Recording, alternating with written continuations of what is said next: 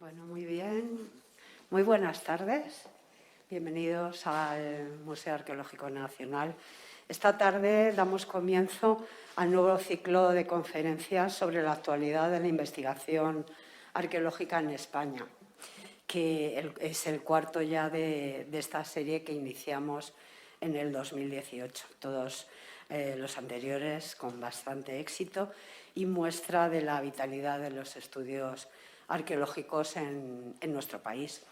El objetivo, como ya saben, de ocasiones anteriores, es dar la máxima difusión y visibilidad a la actividad arqueológica y, al mismo tiempo, hacer una llamada de atención sobre la relevancia de este patrimonio y de la necesidad de su conservación y promoción. La realización de estos ciclos se lleva a cabo gracias a la colaboración de la Fundación Palard y de la Asociación Cultural de Amigos del Museo Arqueológico Nacional, a quienes no queremos dejar de agradecer su apoyo en esta difusión de la disciplina arqueológica. El ciclo de este año empieza hoy, 5 de octubre, y durará hasta el 31 de mayo del 2022. Y, como en ocasiones anteriores, con él queremos presentar una selección de proyectos recientes o en marcha que suponen una aportación destacada al conocimiento de nuestro pasado o bien a la metodología arqueológica. Bueno, muy importante es que después de estos años de la pandemia, pues parece que ya vamos superándolo y hemos decidido que este ciclo ya era totalmente presencial. Estamos muy felices de verles aquí, vernos presencialmente y no tanta pantalla y en la soledad.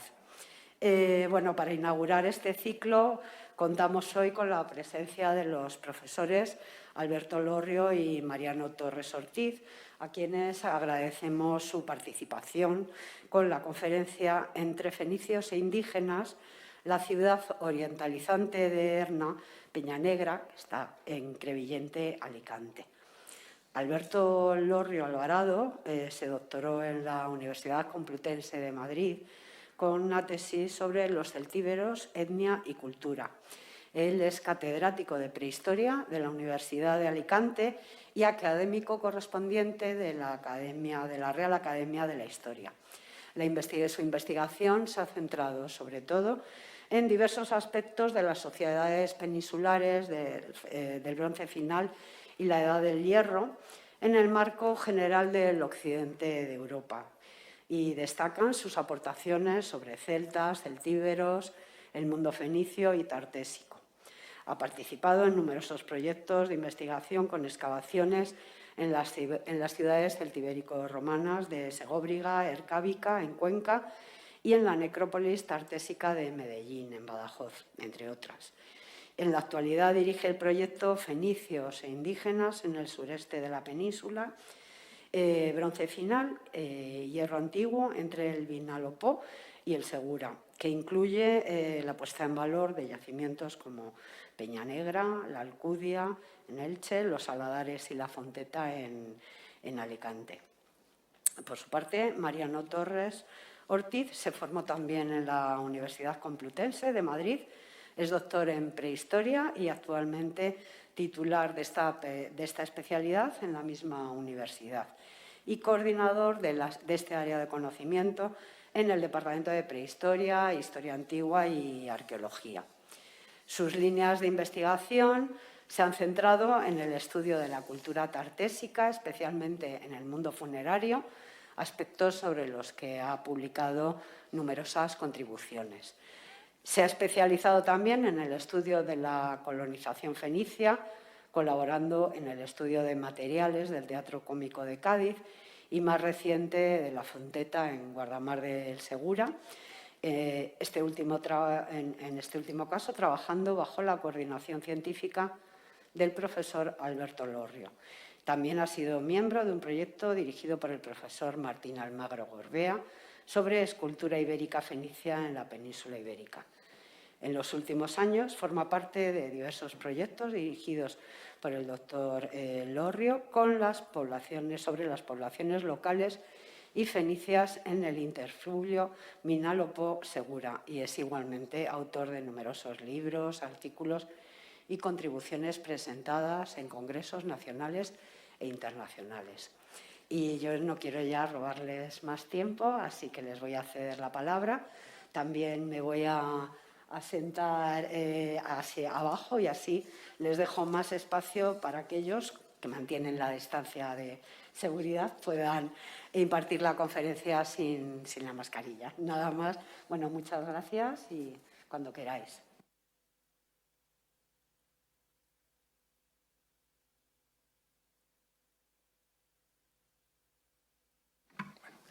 Decía que muchísimas gracias al Museo Arqueológico Nacional, a la Asociación de Amigos del Museo, por esta invitación y, bueno, sobre todo, en fin, el ser los primeros, en fin, de este ciclo y, en fin, podernos ver las caras, ustedes a mí la cara, yo por lo menos ustedes los ojos, y en fin, y vernos y poder interactuar, pues yo creo que es muy importante, ¿no? Y vamos, la satisfacción, desde luego, yo creo que de los dos es importante, ¿no? Bueno, nosotros, bueno, cuando nos plantearon el hablar de Peña Negra, en realidad nosotros vamos a ver una perspectiva general del yacimiento, incluiremos también el horizonte del bronce final, o sea que, en fin, hemos optado por este título, que es el título del proyecto más o menos que desarrollamos y que, bueno, que desde 2014 pues, estamos trabajando en él, en esta zona gracias. Espérate, a ver, ahora, bueno, de la provincia de Alicante. En realidad, Peña Negra es un yacimiento muy conocido, ahora lo veremos, excavado desde los años 70 y, bueno, como todo yacimiento arqueológico es necesario repensarlo y, sobre todo, más que repensarlo, rescavarlo con nuevas metodologías, nuevos planteamientos. Y era un yacimiento que, de alguna forma, pues en la bibliografía pues empezaba ya a difuminarse, ¿no? La entidad que había tenido entre los años 80 y sobre todo, al inicio de los 90. Y, bueno, como yo me había incorporado a la Universidad de Alicante, después de hacer la tesis de los celtíberos y haber trabajado con el mundo de la meseta, pues me pareció que era una oportunidad el arrancar, digamos, con este yacimiento, digamos, como veremos, de primer nivel, ¿no? Bueno, aquí es un poco para que se ubiquen. Estamos en la desembocadura del Segura, entre el Segura y el Vinalopó. El Vinalopó es un río, en fin, que no desemboca directamente en el mar, por lo menos en este momento. Se genera una albufera, que es el Hondo actualmente, que vendría a ser el Sinus Ilicitanus, y en el entorno, digamos, de ese espacio, entre el siglo X y el siglo VI, bueno, y por supuesto ya con posterioridad, con el desarrollo de la cultura ibérica, digamos, se va a generar una serie de fenómenos y, bueno, con una serie de yacimientos de primer nivel, ¿no? Entonces, nosotros nos va a interesar ese horizonte a partir de, seguramente, un momento avanzado del siglo X hasta finales del siglo VI, donde, bueno, pues Peña Negra va a ejercer de gran asentamiento, como, bueno, se demuestra en el plano inferior, ¿no? Donde se ve, bueno, pues que en el entorno de Peña Negra hay otros asentamientos menores que ya da una idea de esa entidad, y no como a partir del siglo VIII, con la llegada de los fenicios a la desembocadura del Segura, pues eso lo que va a generar es un impacto en estas sociedades y, sobre todo, se convierte en un espacio muy singular para entender esta interacción. O sea, aquí no tenemos ninguna duda quiénes están en la costa, que no solamente seguramente son fenicios, sino que son poblaciones donde, bueno, se incorporarían otros componentes étnicos, y quienes están en el interior, que claramente van a recibir ese impacto y claramente, bueno, podemos diferenciarlos de una forma más o menos nítida. Lo veremos en las formas de las casas, las técnicas constructivas, y después en otros aspectos, pues prácticamente, digamos, la similitud es notoria, ¿no? He incorporado la secuencia de la Fonteta, porque, claro, estos procesos no se entienden si no es en un marco regional, y, bueno, sobre todo que, bueno, como también estamos trabajando, que yo creo que es una fortuna para nosotros el poder estar trabajando en Peña Negra, en la Fonteta y en los Saladares desde el año pasado, pues eso nos permite, digamos, jugar con materiales digamos, de primera mano, en fin, con una estructura regional que nosotros mismos estamos contribuyendo sobre todo a entender e intentar, bueno, pues, plasmar en nuestros trabajos, ¿no? Es importante esa idea de proyecto de investigación desde los años 70. Yo aquí tengo claro que cuando nosotros nos hacemos cargo de un proyecto tenemos que asumir que hay una parte anterior, da igual que sea aquí, que sean los proyectos que hemos desarrollado las cogotas con el profesor Álvarez Sanchís o el profesor Luis Zapatero, con José Enrique Benito, es decir, donde las excavaciones previas forman parte, digamos, de esa historia del yacimiento, y nosotros lo que hacemos es continuar, pero a la hora de abordar cualquier interpretación, pues lógicamente tenemos que abordarla de forma general, ¿no? En este sentido, la colaboración de instituciones, la universidad, la Generalitat, sobre todo el ayuntamiento, es muy difícil, por lo menos para mí, desarrollar proyectos en este momento sin contar con los ayuntamientos, es decir, que al final, sobre todo cuando, bueno, pues el yacimiento normalmente se musealiza, se hace visitable, y ahí ya nosotros nos separamos, damos un paso hacia atrás, y quien tiene que llevar la gestión tiene que ser ese ayuntamiento, y por lo tanto es importante, en mi modesta opinión, incorporarlos desde el principio del proyecto, pues para, bueno, pues que sirva de apoyo, ¿no? Creo que esa reflexión es interesante y nosotros desde luego así lo hemos hecho. Claro, eso tiene su otra vertiente, que es que ellos cuando están diseñando el nuevo museo, pues hay una sala, o está diseñada, veremos, una sala para Peñanegra, porque ellos entienden que Peñanegra tiene la entidad suficiente como para merecer una sala en el diseño del nuevo museo, ¿no? Bueno, en realidad, toda la zona de la Sierra de Crevillente es un conjunto espectacular de yacimientos. Aquí, bueno, por supuesto, aparte de los paleolíticos que son conocidos, como la Raya del Bubo, o, por ejemplo, Les Moreres, que es un poblado calcolítico muy interesante. En realidad, a partir del bronce final, lo que vamos a tener es esta gran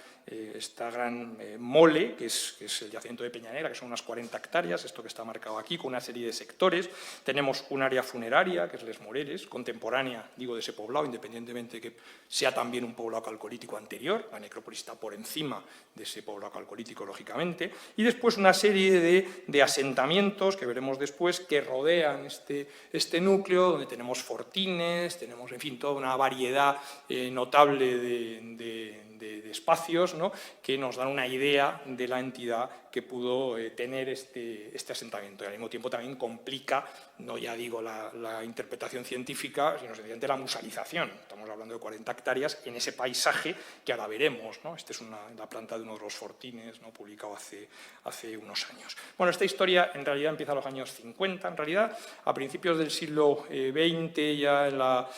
hay noticias de apariciones, digamos, restos de cerámica en superficie, pero en los años 50 la Asociación Excursionista de Crevillente se interesa en el yacimiento y empiezan a hacer visitas. Bueno, como ven ustedes, en fin, yo les tengo mucho aprecio, pero las visitas iban acompañadas, pues, de sus espuertas, sus picos, sus palas, y si dan ustedes cuenta, esta muralla es la misma, que es una torre, es la misma que esta muralla. Este es el padre Belda, que en el momento era el director del Museo de Alicante, y en 4 años, digamos,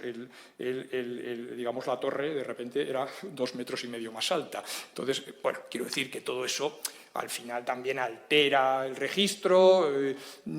Curiosamente, estas actividades no pusieron en el mapa el yacimiento, que es lo que suele pasar a veces, ¿no?, que les sale material muy interesante, y sin embargo, pero sí alteraron, digamos, algunos sectores, por ejemplo, esta torre, bueno, pues eliminando todo el sedimento, digamos, que nos habría sido de gran interés. El trabajo fundamental es del profesor González Prats, que se empieza a los años 70,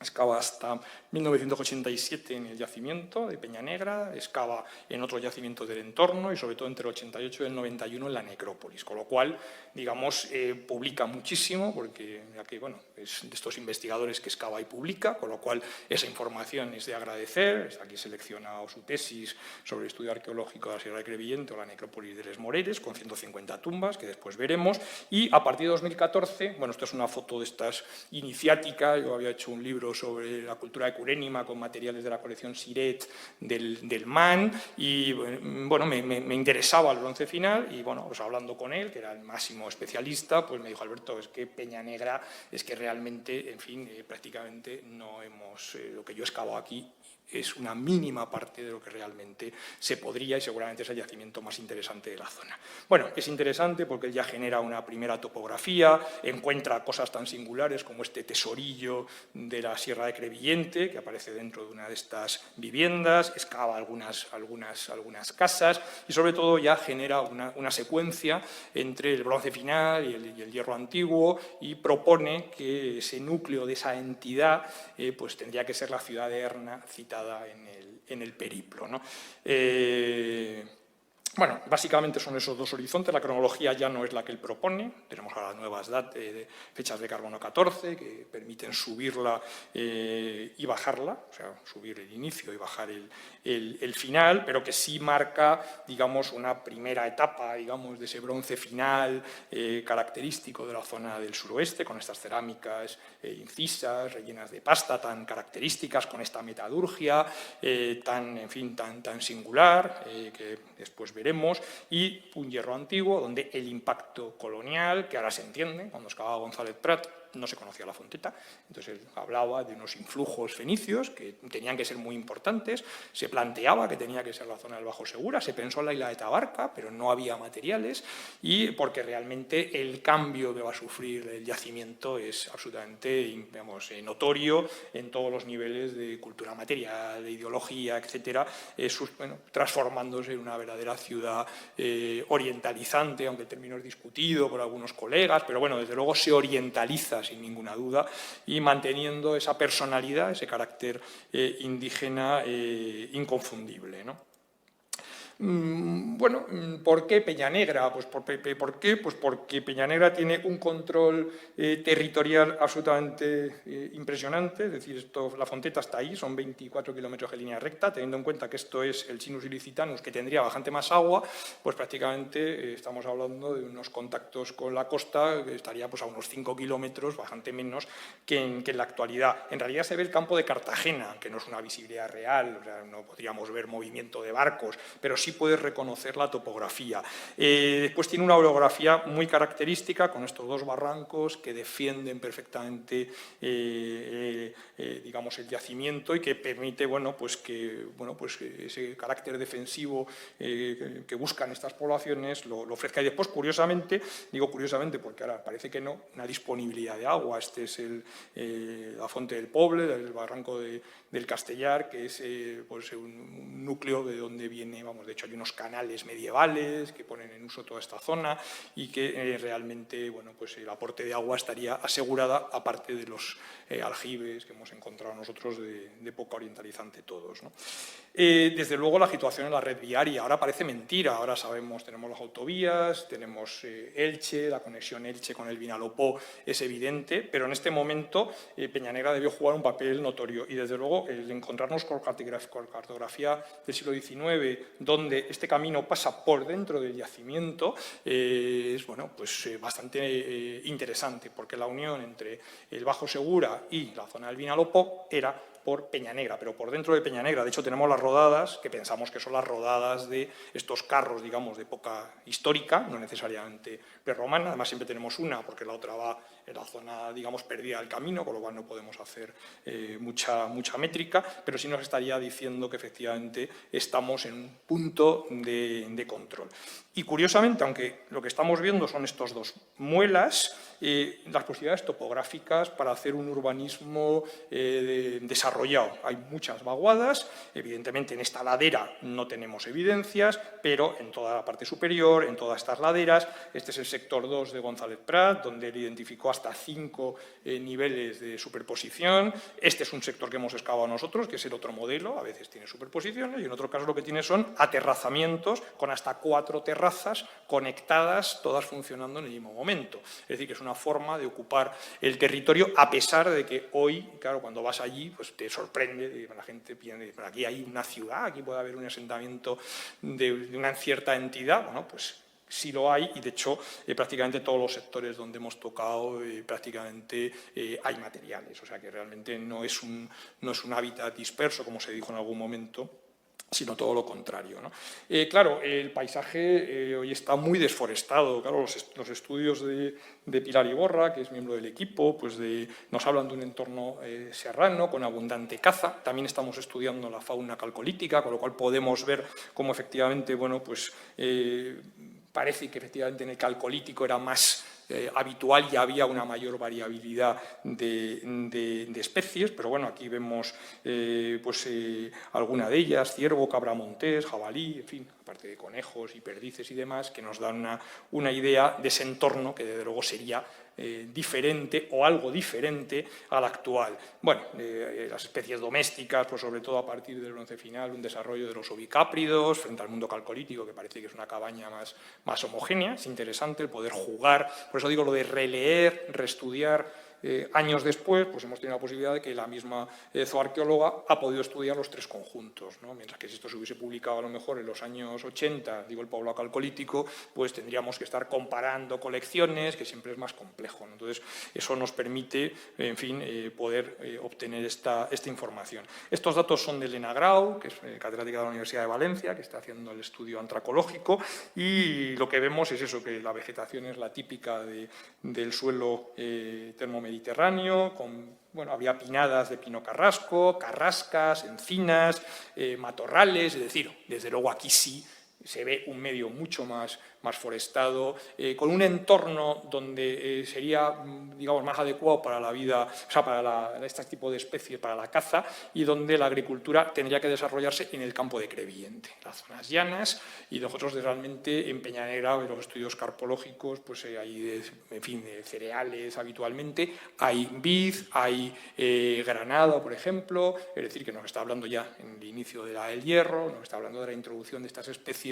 en relación, muchas de ellas, con el contacto con el mundo fenicio. Y esto es lo que nosotros vemos hoy, unos aterrazamientos que modifican ese paisaje y, sobre todo, unas cárcavas. Bueno, esto de aquí es la trasera de una casa. Es decir, esta gente aterraza y hacen los muros de las casas. Bueno, pues hay que imaginar que hemos perdido prácticamente, no sé, unos 20 metros lineales de buena parte del perímetro del yacimiento, y algunas zonas amenazaban con quedar cortadas. Hoy es visitable, pero tuvimos unas primeras campañas que teníamos que restituir paisaje porque nos quedábamos sin yacimiento. Esto es complicado, ¿no?, de entender cuando, en fin,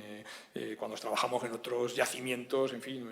no sé, de la meseta, yo qué sé, yo trabajo en Segóbriga, he trabajado en Ercábica, he trabajado en las Cogotas, en fin, y bueno, pues tienes otros problemas diferentes, pero no este en concreto, ¿no? Bueno, a partir del siglo X surge este poblado, digamos, una serie de nuevos asentamientos. El más destacado, sin duda, va a ser Peñanegra, pero hay más, no voy a entrar. Es interesante que en el entorno de Peñanegra tenemos otros asentamientos muy menores a nivel de superficie, y que eso nos está dando ya una idea de la jerarquización que debe marcar ya Peñanegra desde este momento, donde ya tiene una necrópolis asociada, que eso es un tema de enorme interés por un tema demográfico. En todo el sureste no hay necrópolis extensas hasta el Hierro Antiguo, salvo esta. Lo que quiere decir que realmente este yacimiento, por su situación seguramente, esas conexiones mediterráneas, conexiones que yo aquí he simplificado a partir de un estudio mío de hace años con material funerario, faltarían aquí influjos meseteños, pero tendríamos bronce atlántico, tendríamos el mundo tartésico antiguo, tendríamos los campos de urnas, tendríamos el mundo mediterráneo. Es decir, realmente Peñanegra está en un punto clave donde estarían llegando influencias de diferentes zona. Ya digo, Peñanegra surge ex novo. En realidad, nosotros hemos enfocado las excavaciones de 2014 sobre todo a la parte de la del hierro, porque teníamos un condicionante de musealización. En aquella época, los años 70, no se cubrían ni se protegían los yacimientos, entonces teníamos muchos sectores que podíamos todavía actuar con ellos, sobre ellos, porque no estaban alterados, pero se podían recuperar. Y entonces eso nos condicionó el restaurar esos espacios, abrir otros nuevos, pero incidir en esa fase final que diera una foto fija, digamos, de ese momento de mayor desarrollo de la ciudad, que es del siglo VII-VI. Pero claro, de camino hemos ido viendo problemáticas del bronce final, y eso pues, son lo que ven ustedes aquí, es decir, que no es tan denso el poblamiento de este momento, pero sí prácticamente en cada uno de los sectores donde hemos excavado empezamos a encontrar esa información, y sobre todo tenemos una necrópolis ya asociada desde el primer momento de la fundación del núcleo urbano. ¿Y qué nos encontramos? Pues con estos basureros que González Prat los pensaba o planteaban que fueran fondos de cabaña. Nosotros todos los que hemos encontrado realmente parece que son basureros, lugares de vertido, o sea, no vemos estructuras en su interior que nos permita hablar de otra cosa, que son muy habituales. Este es nuestro, son estas manchas que están por debajo de las viviendas de la del Hierro. Él encuentra restos, y nosotros también, pero hemos encontrado muy fragmentarios, restos de estas cabañas de barro, de planta circular. No hay ninguna excavada entera, o sea, realmente pues, son arcos de círculo, en fin, también por la técnica de excavación, que se excavaba en cuadrículas, y bueno, pues lo que quedaba fuera pues a veces no se dejaba para otro momento, pero que ahí sigue. O, de la fase más avanzada, estas grandes cabañas de muros rectilíneos,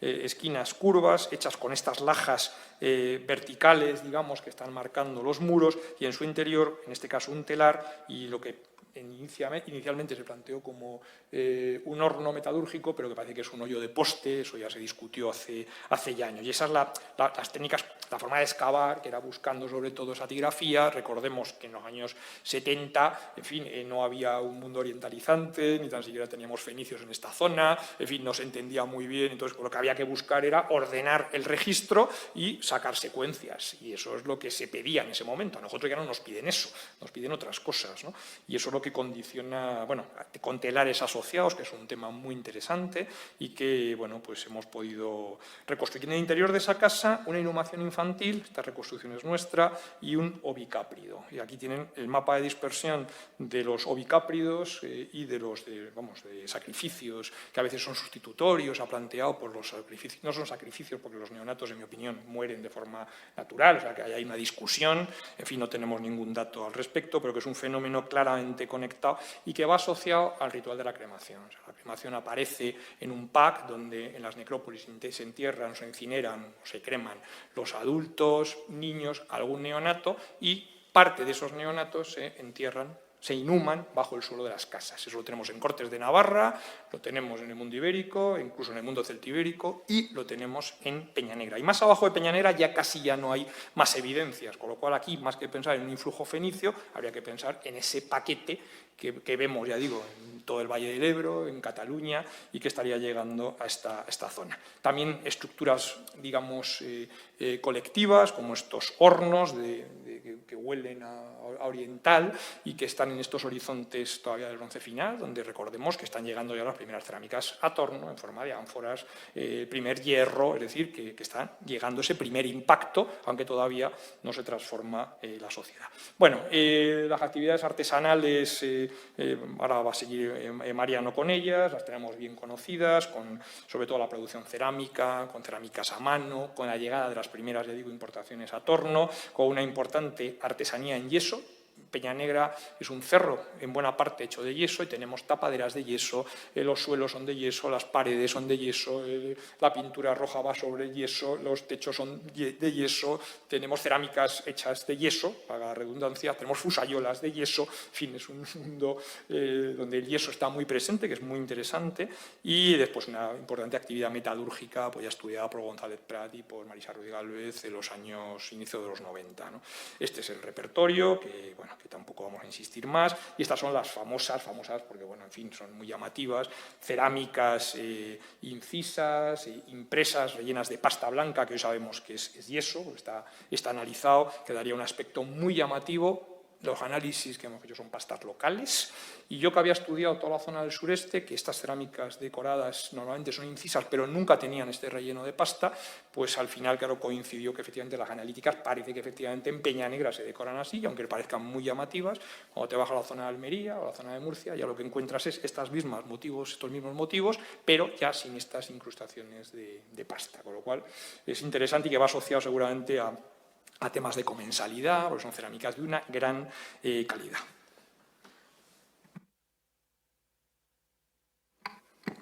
Muy bien, pues yo voy a continuar donde lo ha dejado Alberto. Hemos visto la cuestión de la artesanía. Vamos a ver un poco, a continuación, la cuestión de los contactos exteriores de estas comunidades del sudeste, más concretamente el caso de Peñanegra. En este momento ya del bronce final, desde fines del siglo X, IX, principios del VIII, pues asistimos en el marco del Mediterráneo a un aumento de la movilidad, de la conectividad entre sus diferentes regiones, que van a tener como protagonista básicamente a los fenicios, a los descendientes de las poblaciones cananeas que habitaban en el corredor siro-palestino y que quedan restringidas después de la crisis del 1200 aproximadamente a lo que es actualmente el Líbano, con proyecciones en la costa de Siria, justo al norte del Líbano, y también en la costa norte de Israel. Como consecuencia de este aumento de los contactos, pues nos vamos a encontrar con toda una serie de materiales de procedencia exótica o cuya tecnología de fabricación es exótica, aunque pudiesen haber sido fabricados en la península ibérica, entre los que encontramos diferentes manifestaciones, como van a ser los brazaletes de marfil de procedencia africana, posiblemente, o próximo oriental, habría que hacer todavía analíticas, puestas de pantavitria, la tecnología del hierro, que va a ser introducida en la península ibérica en este momento, las fíbulas de codo, que son las que tienen en la pantalla, que en su momento se pensaron que derivaban de modelos procedentes de Chipre y del Mediterráneo oriental, pero que en la actualidad se piensa más acertadamente, al menos en mi opinión, que son producciones locales, aunque puedan tener en este caso algún tipo de modelo externo, posiblemente del Mediterráneo central, del área de Sicilia. Y aparte de estos elementos más vinculados al Mediterráneo, nos vamos a encontrar también con cerámica de retícula bruñida, típica del sudoeste peninsular, del mundo tartésico, que se proyecta hasta esta zona, la cerámica torno, también un elemento, en este caso vinculado a la colonización fenicia, que llega a la región, y un importante taller metalúrgico en el que se van a fabricar diferentes tipos de armas, de objetos de adorno e incluso de herramientas agrícolas claramente relacionadas con las fabricadas en la fachada atlántica europea en este momento, tanto de la península ibérica como de la zona francesa, de la zona de Bretaña o de la zona del suroeste francés.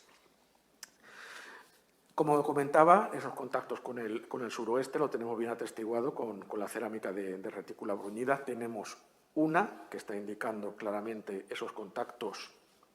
con el sudoeste, donde es muchísimo más abundantes.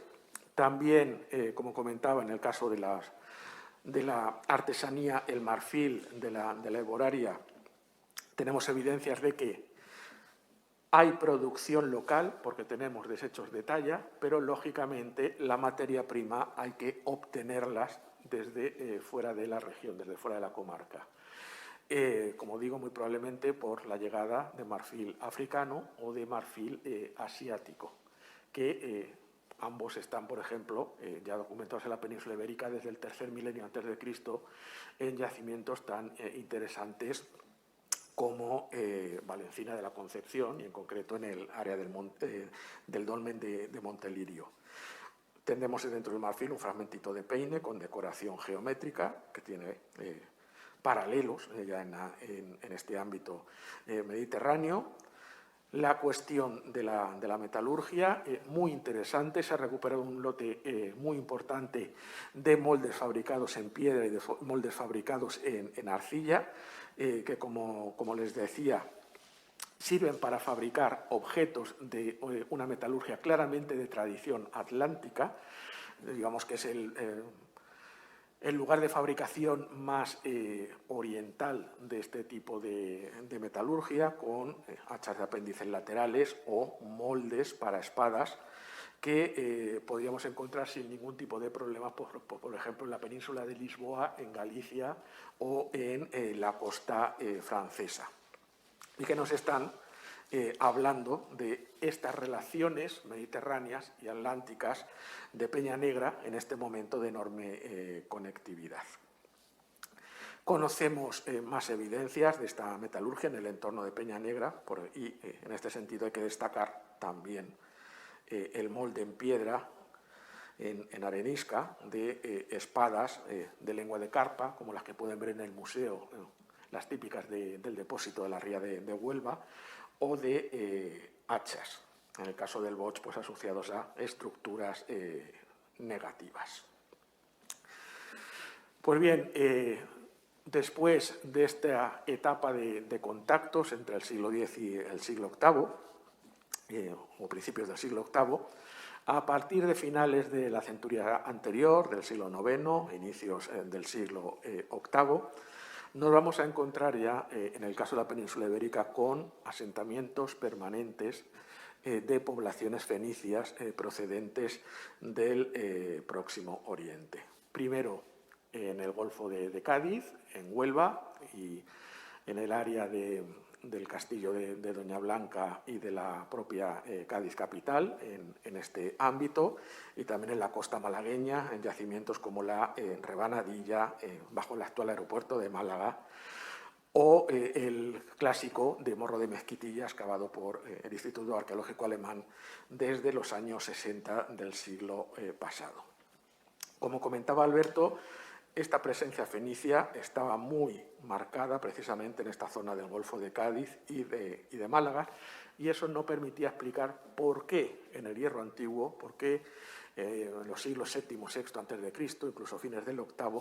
nos encontramos con tantas evidencias relacionadas con este mundo fenicio, con este mundo oriental, en el ámbito de la desembocadura del Segura y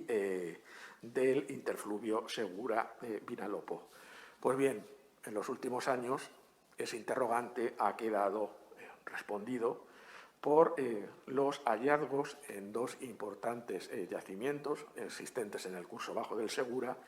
como son, en primer lugar, la Fonteta y, en segundo lugar, el Cabezo pequeño del Estaño, que también fue presentado hace ya algún tiempo en este mismo ciclo de conferencias por nuestros colegas Fernando Prados, Elena Jiménez y Antonio García Menáraguez. Señalar que este establecimiento fenicio antiguo había quedado ya reflejado en algunas fuentes literarias muy discutidas, por otra parte, como es la obra marítima de Avieno, que, por ejemplo, tanta importancia ha tenido en el estudio de la geografía antigua del mundo tartésico. Avieno ya nos señala, probablemente en un contexto del siglo VI a.C., puede que incluso un poquito anterior, que los fenicios fueron los primeros pobladores de estos parajes. Teniendo en cuenta que Avieno escribe poco antes del 400, aunque utiliza textos mucho más antiguos, y no tenía conocimiento arqueológico de la zona, resulta muy llamativo que nos habla de presencia de fenicios justamente en esta zona, cuando pues, prácticamente hasta los años 70-80 era algo que no se planteaba de una manera relativamente clara en la investigación. Y junto a esta presencia fenicia, como comentaba Alberto, nos hablaba de la ciudad de Erna, en este caso,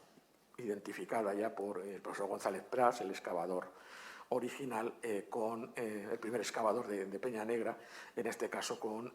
la Peña Negra de Crevillente. Estos fenicios van a llegar a la zona en un momento en que su geografía, su topografía, era muy diferente a la que podemos ver en la actualidad. Ellos llegaron a una costa mucho más articulada, con estuarios marítimos, como el del Segura, la gran entrada del antiguo Sinus Ilicitanus, un golfo que los procesos erosivos han ido rellenando a lo largo de 2.500 años, como podemos ver en las fotos modernas y en las reconstrucciones que diferentes autores han realizado de este paleopaisaje de la antigua desembocadura del Vinalopó, que en este momento desembocaba en el mar, no como en la actualidad, y del Segura, con esa entrada, también con ese área de estuario que podemos observar a partir de las reconstrucciones del profesor Ferrer. Como comentaba, los dos asentamientos principales son, por un lado, el Cabezo pequeño del Estaño excavado desde finales de los años 80, principios de los 90 del siglo pasado, por diferentes equipos también, y que ha generado en todas estas excavaciones importantes datos, y que podríamos fechar en un momento que podemos situar en torno al último cuarto, último tercio del siglo VIII para su fundación, por lo menos a partir de los materiales que se han recuperado, aunque por las fechas de carbono 14 ese establecimiento podría ser algo más antiguo, y que destaca por una muralla con una tipología, con una arquitectura plenamente oriental, con casamatas, con sus entradas, como las que conocemos en numerosos asentamientos, por ejemplo, del norte de Israel. Junto al Cabezo Pequeño del Estaño, quizá algunos años después, o de una manera contemporánea, vamos a encontrarnos con el de la Fonteta. Hablo de asentamientos, pero realmente estamos hablando de asentamientos muy pequeñitos. El Cabezo Pequeño tiene unas 2 hectáreas, si no recuerdo mal, aproximadamente, o menos, y al menos el área amurallada de la Fonteta oscila sobre la 1,5 hectáreas, algo más, con algunas zonas que quedaban fuera del área de la muralla, que es del siglo VI a.C., o sea que quizá en un momento anterior era algo más extenso. En la Fonteta pues se excavaron, o se han excavado a lo largo del tiempo 2 grandes áreas, la esquina sur oriental por parte de 2 equipos, uno francés más al norte, dirigido por el profesor Pierre Vuillard, y en la zona más meridional las excavaciones de González Prats, en la zona esta de la esquina del asentamiento, y en este otro tramo de muralla. Señalar que aunque no se conocía la fase fenicia, la Fonteta ya era conocida arqueológicamente por estas estructuras que tenemos aquí arriba, que es una rábita islámica que se construye en el siglo X después de Cristo, es la costumbre, y que fue excavada por Rafael Azuar, y que ha permitido, y por otros investigadores, y que ha permitido documentar toda una amplia serie de mezquitas. Como consecuencia de estas intervenciones, pues desde el 2018 al 2019 se realizó una nueva intervención financiada, en este caso por la Consellería de Cultura de la Generalitat Valenciana, con el objetivo de unir ambas zonas de excavación y proceder a la restauración y musealización del yacimiento. Intervención en la que el profesor Lorrio y otros colegas, otros colaboradores, pues estamos también participando en lo que se refiere al estudio de materiales, estudio de restos faunísticos, de metalurgia, etcétera, etcétera. En todo caso, nos vamos a encontrar con un tipo de arquitectura en tierra que va a encontrar su contrapartida rápidamente en el sudeste peninsular. La Fonteta tiene 2 grandes fases, una del siglo VII y otra del siglo VI, en grosso modo, cuyo elemento definitorio de separación entre una y otra es precisamente la construcción de la muralla que están viendo aquí. En la fase antigua tenemos elementos de arquitectura y sobre todo también de basureros, y tanto con desechos metalúrgicos como de desechos orgánicos. En la fase más reciente tenemos un urbanismo claramente adosado, en este caso, a la muralla. Y es un asentamiento que se abandona a fines del siglo VI a.C. Bien, como consecuencia de la llegada de estos navegantes, comerciantes, colonos fenicios, lógicamente las poblaciones autóctonas locales van a empezar a interactuar con ellos, y se va a producir un rico intercambio cultural y tecnológico, que tiene también su reflejo en Peña Negra. El hábitat, la zona de hábitat, sigue siendo la misma que antes, unas 40 hectáreas, pero sí se observa una clara densificación de la ocupación. Ahora tenemos muchísimas más zonas ocupadas, como pueden ver en la pantalla, Y junto a ese aumento de las zonas ocupadas, vamos a ver cómo también se van a producir cambios, en este caso, en la arquitectura. Frente a los muros curvos dominantes en la fase anterior, vamos a pasar ahora a tener una arquitectura de muros más o menos rectos y casas pluricelulares frente a casas de un único espacio en el bronce final. Para hacernos una idea del tamaño de la Fonteta, de Peñanegra en el marco del sudeste de la península ibérica,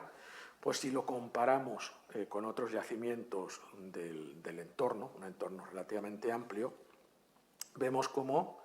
desde el punto de vista de la extensión, las 40 hectáreas de la Fonteta solo son ligeramente superadas por las 45 hectáreas de otro importante asentamiento, en este caso el Murcia, que es el Castellar de Librillas. Precisamente la evaluación de estas 45 hectáreas se debe a trabajos recientes en el yacimiento, porque con anterioridad se pensaba que era mucho menos extenso y por eso rompe aquí un poco la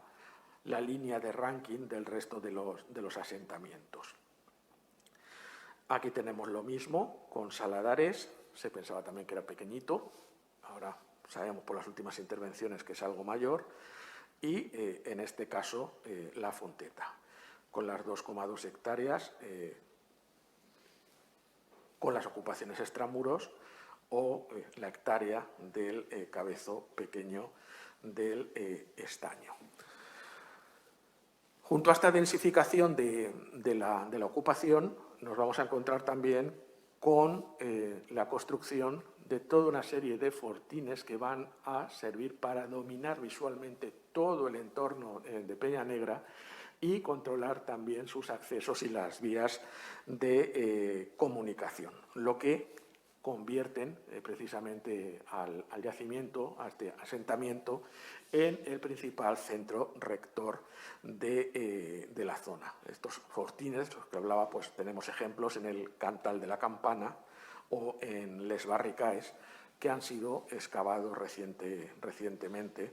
por parte del Museo de Crevillente. Otro elemento de esta fase de la Edad del Hierro interesante es la identificación de diferentes tramos de muralla en varias áreas del yacimiento. En el área más meridional y a una menor cota, que en un momento determinado, en el siglo VI a.C., se construye una muralla que va a sobreponerse a estructuras de hábitats o de otras funcionalidades anteriores, como pueden ver en la pantalla. Aquí esa muralla, cómo se superpone a esos contextos, o al menos esos contextos se adosan a esa muralla ya del siglo VI a.C., y junto a las murallas de época protohistórica, de la Edad del Hierro, pues tenemos otra serie de evidencias posteriores e incluso la construcción de torres de época tardo-republicano en la zona más alta del yacimiento,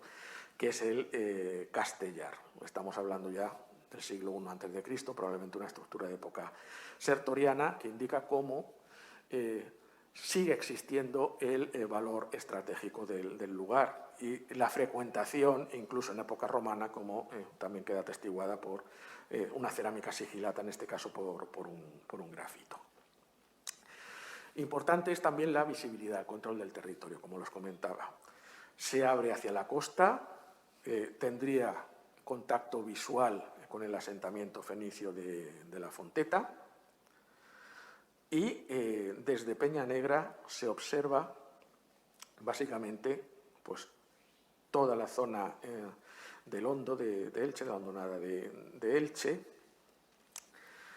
Se ve la costa y tiene una amplia visibilidad hacia el sur, y precisamente para controlar la vía de paso desde el Bajo Segura al Vinalopó son esenciales los fortines que permiten controlar precisamente esa zona al norte del yacimiento, al norte del asentamiento.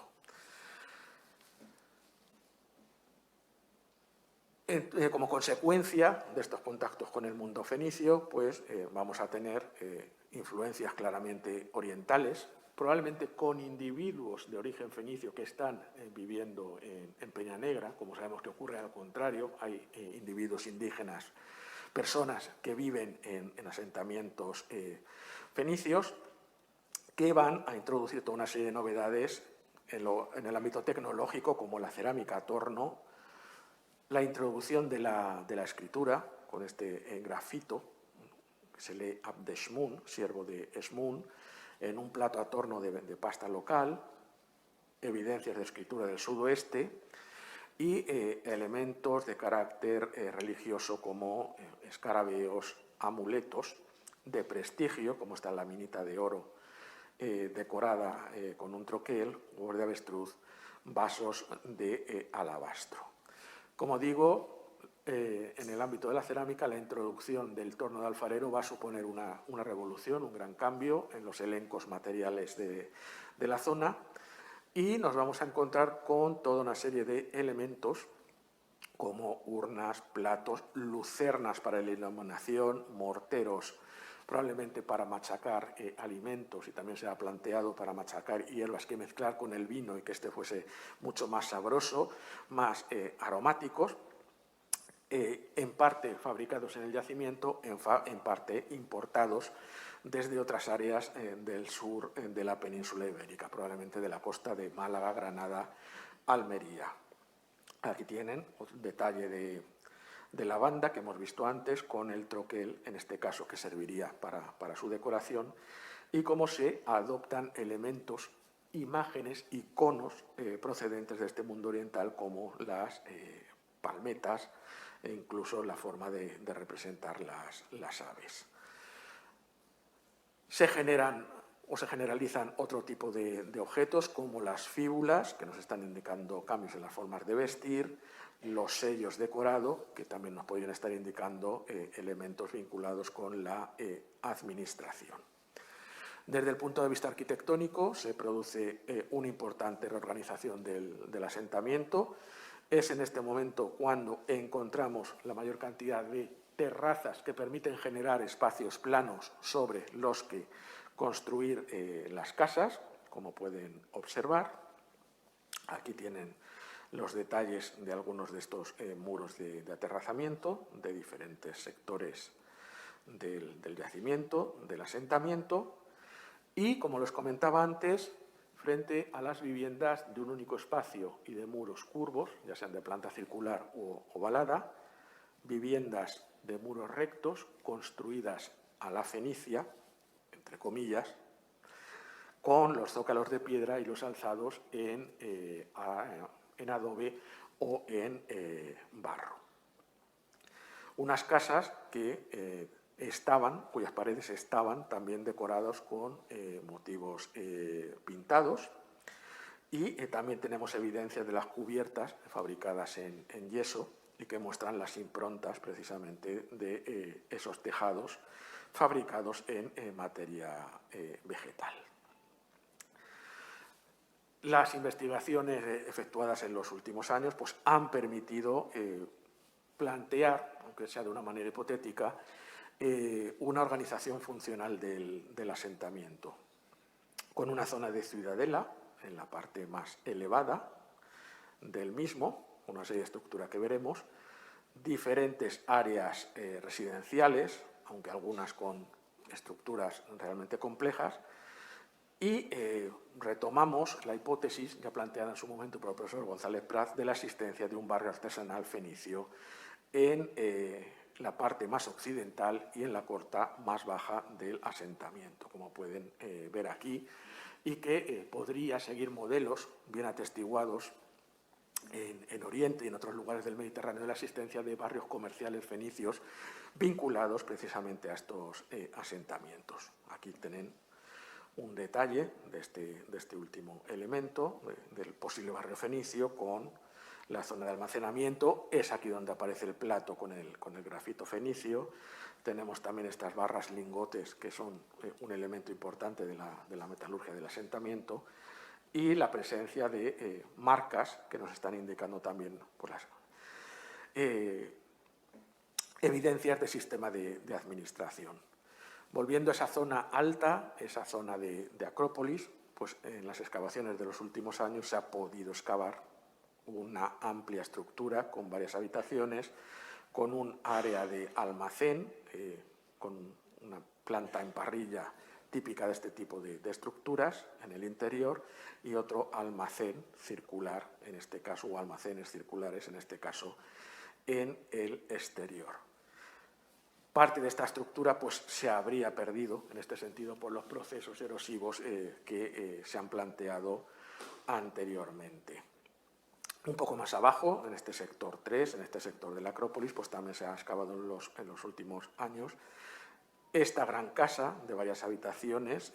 y muros rectos que cortan en ángulo, que están mostrando en este caso pues, la existencia de estas técnicas constructivas claramente vinculadas al mundo fenicio. Existen también otras evidencias de otras viviendas singulares, como esta excavada por González Prats en los años 70 y reexcavada en 2015-16, y que ha permitido completar su planta precisamente en estas nuevas excavaciones. Tenía forma de mégaron, apareció lleno de platos y de ánforas que sugieren que se realizaban banquetes o ceremonias en su interior, y ese carácter vinculado al poder o a lo sacro que ya se presuponía, pues se ha visto confirmado precisamente con la excavación de este último espacio, de aquí, en el que se ha podido documentar la presencia de lo que parece un hogar, un altar, que tenía precisamente un fragmento de lingote clavado en el mismo, y que se puede fechar entre finales del siglo VII, principios del VI a.C. Un lingote como estos que tienen aquí, y que son muy característicos de la metalurgia de la zona en este momento, los siglos VIII-VI a.C., y cuya atestiguación se concentra básicamente en esta zona entre el Segura y el Vinalopó, con proyecciones hacia el interior, lingotes que son iguales o similares a los que aparecieron ya en el siglo XIX y que cabe atribuir a los campos de Elche, pero que conocemos también en Formentera y en el Tosal de Mortorum, en este caso en Castellón. Los moldes para su fabricación se excavaron en La Fonteta, y hace un par de años, si no recuerdo mal, pues apareció precisamente uno de ellos en Peñanegra, lo que indica que ya no se trata de un elemento únicamente de metalurgia vinculado al mundo fenicio, sino que también estaban las poblaciones locales fabricando este tipo de elemento. Ahí tienen la restauración y puesta en valor de la estructura de la que estamos hablando, y precisamente en el 2020, finales del 19 y el 20, pues al sur se ha podido excavar otra de estas plataformas aterrazadas, en las que se ha hallado otra gran edificación, otra gran estructura, en una de cuyas paredes se eleva lo que hemos interpretado como un altar, y que también estaría destacando este carácter sacro de la zona vinculada a la estructura que Alfredo González Prats denominó como mégaron. Y aquí hablamos de un altar con todas sus consecuencias, quiero decir, que tiene su elevación. No son estos hogares bajos, estos altares que encontramos en el suroeste peninsular con forma de piel de buey, y en este caso incluso tenemos las proyecciones que nos estarían indicando esas protuberancias de los altares de piel de buey del suroeste peninsular. Lo dejo yo aquí y continúa Alberto con... Rápido, un poco la necrópolis como complemento. Yo creo que una de las singularidades ya conocidas en Peñanegra era eso. Creo que una de las singularidades era justamente el poder contar con ese mundo funerario, que siempre es un contrapunto, digamos, esencial a la hora de interpretar estos espacios, ¿no? Esta es la planimetría de la necrópolis, son 150 tumbas, es interesante, se localiza en este cerrito, es decir, a 600 metros del asentamiento urbano, tiene continuidad desde el bronce final hasta la primera de hierro, pero solamente una parte, es decir, nos falta casi un siglo, 75 años de necrópolis, momento de máximo desarrollo, puede estar en otra zona. Está en la zona de acceso, es decir, los cerros se cierran y hay un camino muy estrecho, que es el que pasa por aquí, que sería, vamos, el punto de acceso esencial a Peñanegra, y ahí es donde se sitúa la necrópolis, con una división, vamos, por etapas. En fin, hay muchas sepulturas difíciles de escribir porque no tienen ajuar, entonces, bueno, al final la suma no sale, pero no sale porque, en fin, hay más enterramientos, ya digo, nos han datado todos, aunque hemos hecho ahora un programa de dataciones y hemos datado bastantes de estos ajuares. Bueno, esto es para que vean un poco el panorama del sureste, donde lo habitual es los famosos megalitos reutilizados de la colección Siret, que, bueno, pues yo me puse con mi tesina y saqué unos cuantos, y cuando me fui a Alicante dije, bueno, voy a convertir esto en una monografía, y aquello salió pues un libro de 500 páginas, en fin, que podía haber sido otra tesis, porque realmente documenté hasta 63 de estos espacios funerarios, pero que en el mejor de los casos podían tener 10, 12 enterramientos reutilizando uno de estos megalitos, a veces pequeñas necrópolis de 4 o 5 tumbas, que nos están hablando de pequeños grupos familiares. En Peñanegra no. En Peñanegra, digamos, tenemos una continuidad, porque tenemos un asentamiento con una gente que está, digamos, viviendo aquí de una forma estable y que se está enterrando sistemáticamente en el mismo espacio funerario, ¿no? Bueno, aparte de cuevas y demás, que modificaría este panorama, ¿no? Y vemos, bueno, es un tema interesante, porque estas sociedades se están inhumando inicialmente, a continuación parece que llega la cremación, que primero conviven, un tema de enorme interés, y Peñanegra, de Les Moreres, ya sería una necrópolis de cremación, ya digo, con toda su desarrollo. Además, cremaciones muy buenas, a alta temperatura, eso nos ha permitido hacer, en fin, de dataciones, en fin, que eso sí, ADN nos olvidamos, evidentemente, lo que más nos hubiese gustado, porque aquello de huesos poco quemados, en fin, pues no hemos tenido esa fortuna, pero que nos está hablando ya de un ritual muy, muy consolidado, ¿no? Que es este de aquí, ¿no? Bueno, ocupa, en fin, la zona meridional de ese cerro. Se excava en los años 70, se encuentra una tumba al hacer este chalet. Sospechamos que debería haber más, porque no volvieron a aparecer tumbas en esta zona, y González Pérez excavó por aquí y nosotros hemos excavado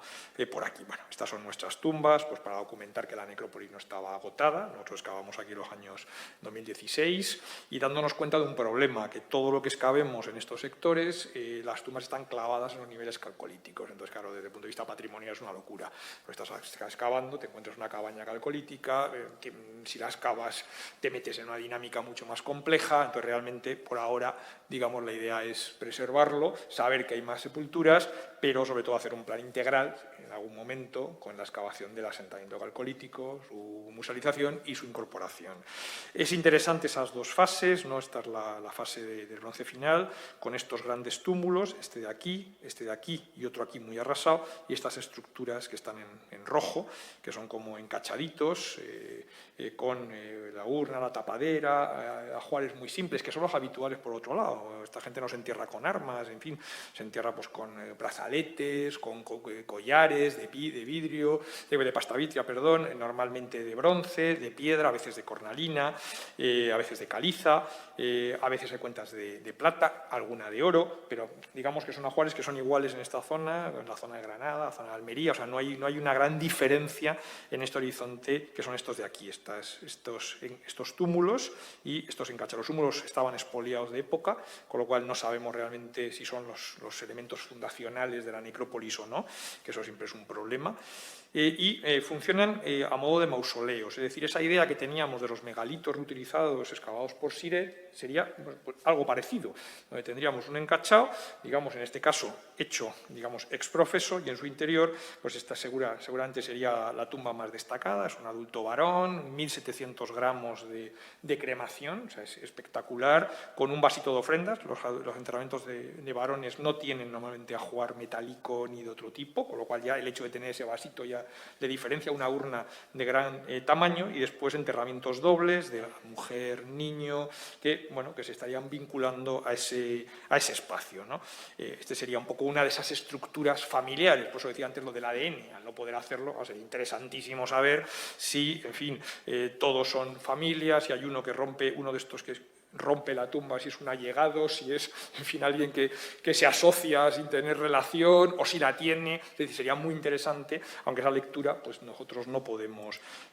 hacerlo. Esto es un poco la secuencia de cómo se van generando las tumbas, pero es esta tumba de aquí, posterior, evidentemente, pero alguien que se quiere vincular con esta población, o esta reconstrucción, esta recreación que hemos hecho de este primer horizonte, ¿no? Con este enterramiento de esta urna, de esta tumba 99 de este personaje, ¿no?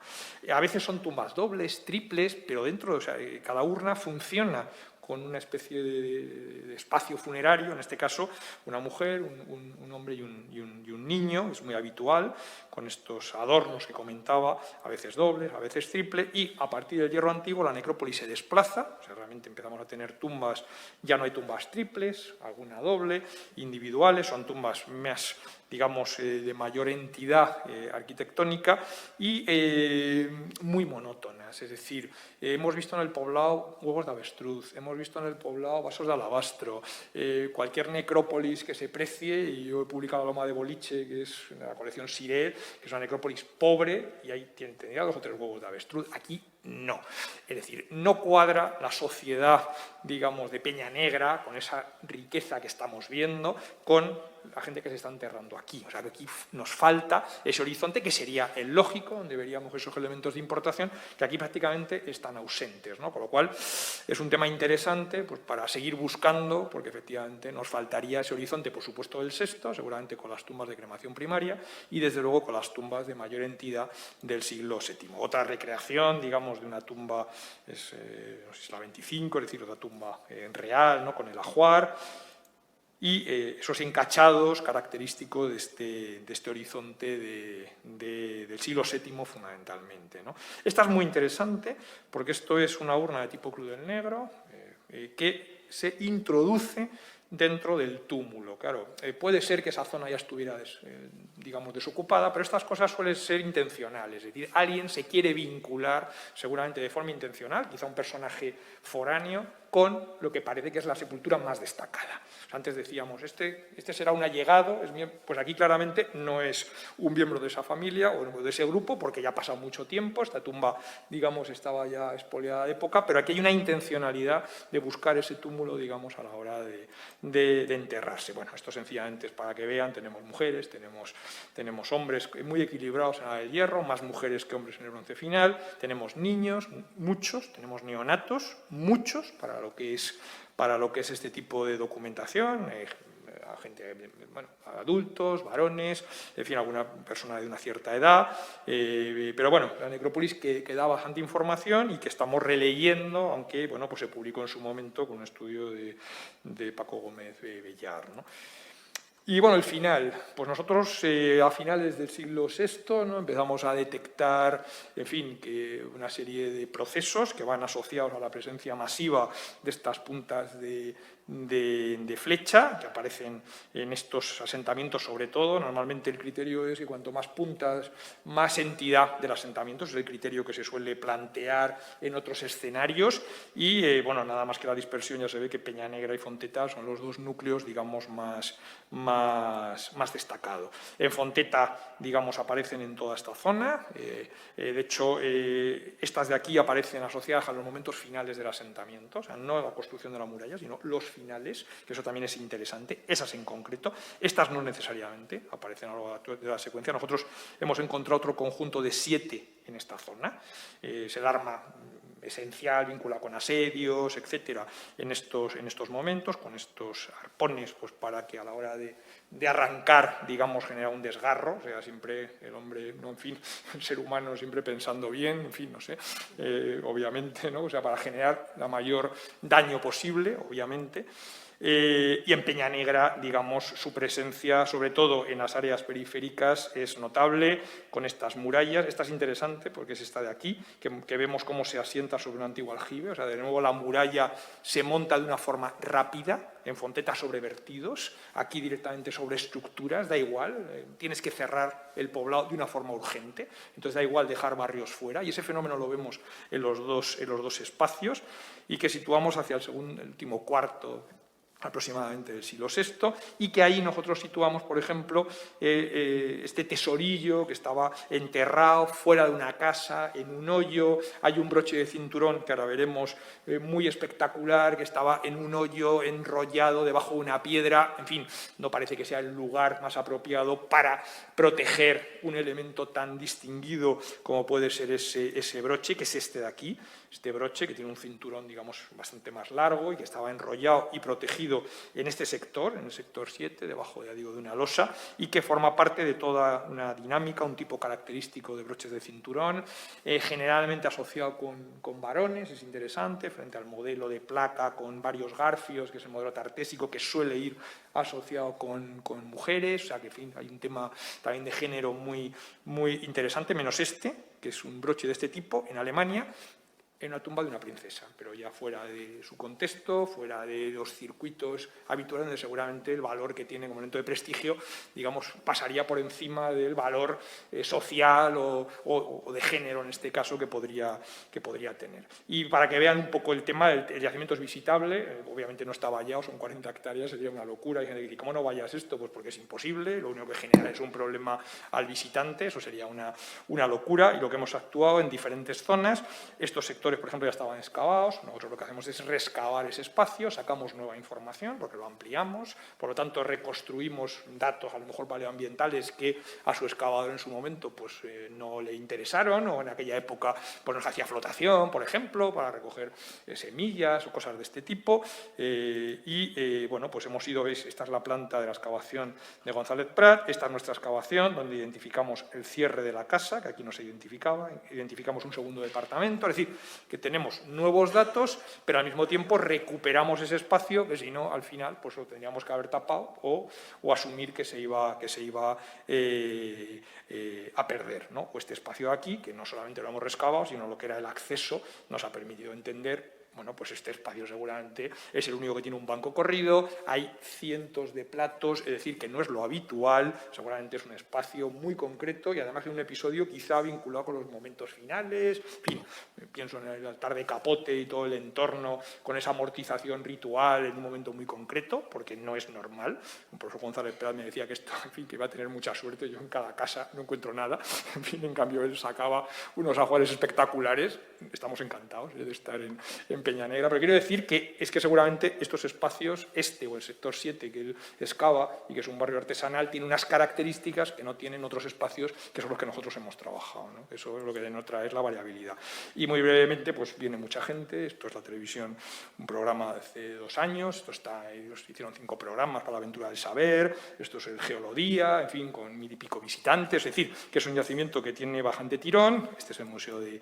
Crevillente, con una exposición que se inauguró en 2015, temporal, para un año, y bueno, pues todavía sigue, que reconvertiremos en una exposición más estable, pensando hasta que se inaugure el museo, y bueno, conferencias, cursos de verano, en fin, todo este tipo de cosas que hacemos los arqueólogos pues, para difundir nuestro patrimonio, en fin, pues a todos los niveles, es decir, a nivel científico, a nivel, digamos, más divulgativo, etcétera, etcétera, etcétera. Y muchísimas gracias por su atención y, bueno, nos disculpan por habernos pasado un poco de tiempo. Muchas gracias.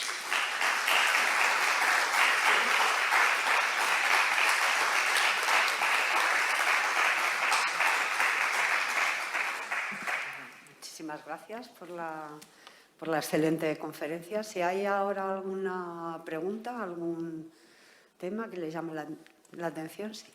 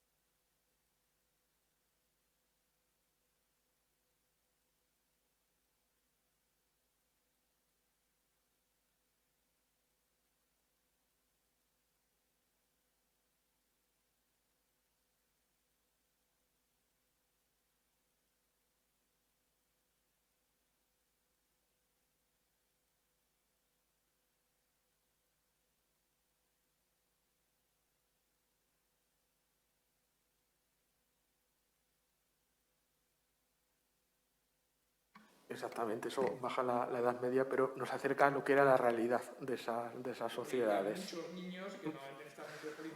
no están reflejados, exactamente. La población infantil sería real.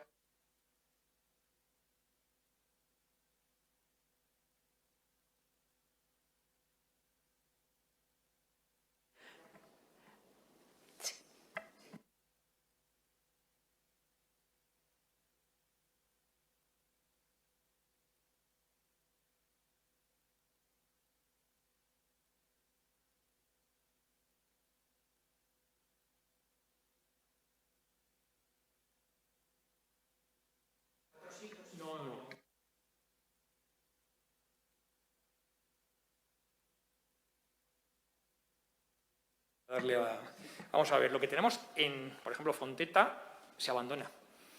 Se abandona y hasta en época islámica allí no hay absolutamente nadie, o sea, el espacio. Pero enfrente de la Fonteta está el Oral y un poquito más arriba está la Alcudia de Elche. Quiero decir que no se abandona el territorio, se abandona ese espacio. Peñanegra, efectivamente, cae, desaparece y la zona del Castellar, arriba del todo, tenemos una construcción que pensamos, porque es una construcción en forma de quilla de barco, o sea, como si fuera un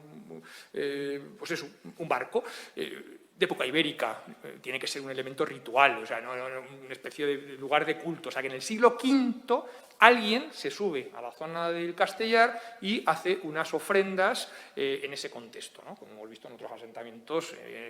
en otros momentos. Y la sierra, en el Forat, por ejemplo, que es otro asentamiento que está enfrente de la necrópolis, en el siglo V también tenemos una concentración enorme de cerámicas griegas. Y después, en época alto imperial, tenemos esa cerámica decorada que veíamos con una inscripción, tenemos una torre de tarrado republicana, pero el espacio se abandona. Claro, pero eso no quiere decir que se abandone el territorio. La Alcudia de Elche, que en el siglo VI debía tener algún tipo de hábitat, a partir de un momento indeterminado, del 500, porque yo tengo la suerte o la fortuna de estar metido en todos los yacimientos más emblemáticos de la zona. Bueno, pues hace 2 años un equipo, el profesor Uroz, se jubiló, profesor de la Universidad de Alicante, yo me encargué, de esa excavación y una muralla que hemos fechado en el siglo V, una muralla de cajones en la Alcudia. Es decir, que desde el siglo V la Alcudia se convierte en un gran asentamiento, lo cual coincide con lo que sabíamos, con la Dama de Elche y demás, que son monumentos que tienen que tener un urbanismo asociado.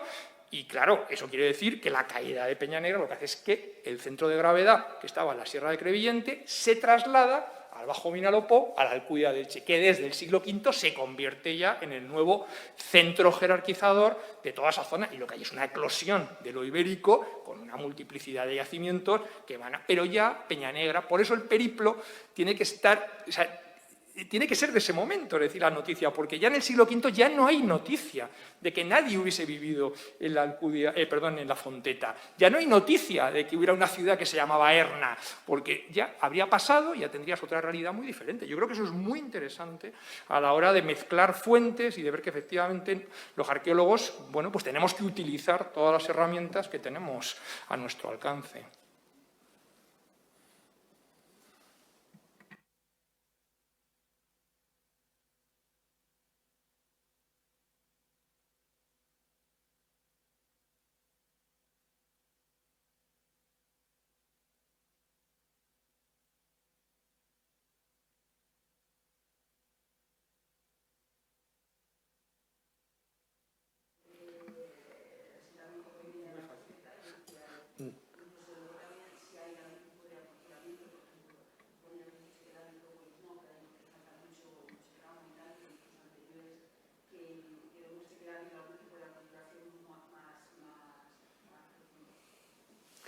Vale, la Fonteta como asentamiento tiene que empezar muy a fines del octavo y un poquito antes Cabezo del Estaño. Con anterioridad hay frecuentación por parte de poblaciones fenicias, poblaciones orientales, pero no tenemos asentamientos estables. Pero encontramos ya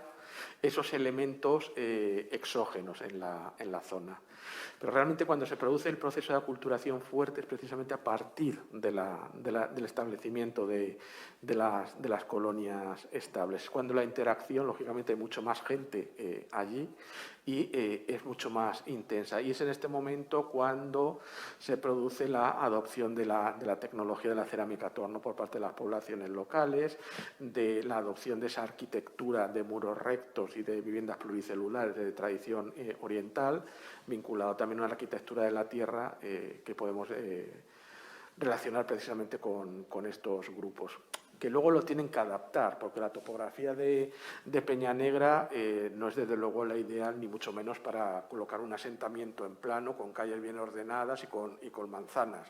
Entonces, allí tenemos mucha mayor cantidad de muros curvos que muros triangulares, que buscan adaptarse a la topografía del terreno, que en lugares mucho más llanos, pues lógicamente no tenemos. Y es en ese momento, de fines del octavo hasta el sexto, cuando se produce el proceso de interacción intenso. En el ritual funerario, pues nos falta ese siglo sexto o fines del séptimo, donde podríamos haber estudiado muchísimo mejor esa transmisión de creencias, de elementos rituales desde las poblaciones fenicias hasta las poblaciones locales. Los vivos están, luego los muertos tienen que estar en algún sitio. Lógicamente tendrá, en algún momento puede aparecer. Puede sí. ser una zona dentro de la necrópolis, hemos buscado una zona.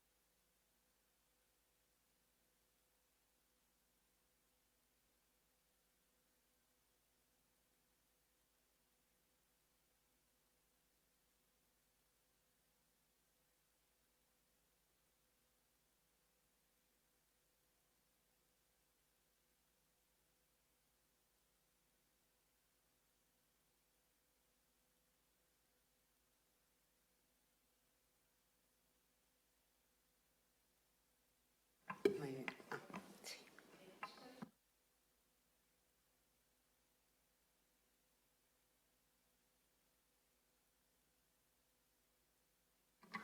Los escarabeos son de las excavaciones de Alfredo González Prats en los años 70. Y los estudios de, por ejemplo, el profesor Padro los vinculan probablemente a producciones de Naucratis, o sea, a fines del siglo VII, VI a.C., que va bien con el contexto en los que luego van a ser ocultados. Pero vamos, es un lote interesante de media docena que viene a ser la contrapartida del lote de escarabeos que también González Prats pues, ha documentado en el propio asentamiento de la Fonteta. En el caso de la Fonteta, con algunas piezas cronológicamente anteriores a las de Peña Negra, ya desde principios del siglo VII a.C. en algunos casos. En Peña Negra los escarabeos aparecen todos en un tesorillo con esa figurita de Horus, un cuchillo, es decir, que parece que es eso, un tesorillo, una amortización con un trozo de diadema rota que se está ocultando, y en Fonteta aparecen en los vertidos metalúrgicos de todas las fases. Y de hecho en nuestra excavación, en un nivel fundacional prácticamente de uno de los sectores, pues un pequeño escarabeo de inicios del séptimo posiblemente, o sea que la variedad cronológica, y después siguen. La Alcudia hay alguno, en fin, que después es un elemento que se va a mantener, ¿no? Sí, hay en Alcudia, ya en el quinto, en el Molar, en torno a fines del sexto y el quinto, o sea que es un elemento que sigue llegando a la zona. Bien, si no hay más preguntas, pues de nuevo daros las gracias por esta magnífica conferencia, por habernos ilustrado los avances de la investigación en estos yacimientos tan importantes. Y bueno, seguro que estáis con proyectos de futuro, de presente y de futuro, que darán resultados interesantísimos para conocer pues, cómo se estructura toda esta zona a lo largo del tiempo, ¿no? Desde el siglo VIII, siglo IX, hasta luego ya el cambio en época ibérica en el siglo V, y seguro que los trabajos pues irán despejando interrogantes que habéis planteado, y esperamos volver a contar con vosotros pronto. Y muchísimas gracias, de verdad. Muchas gracias. Y gracias a todos por venir. Muchas gracias.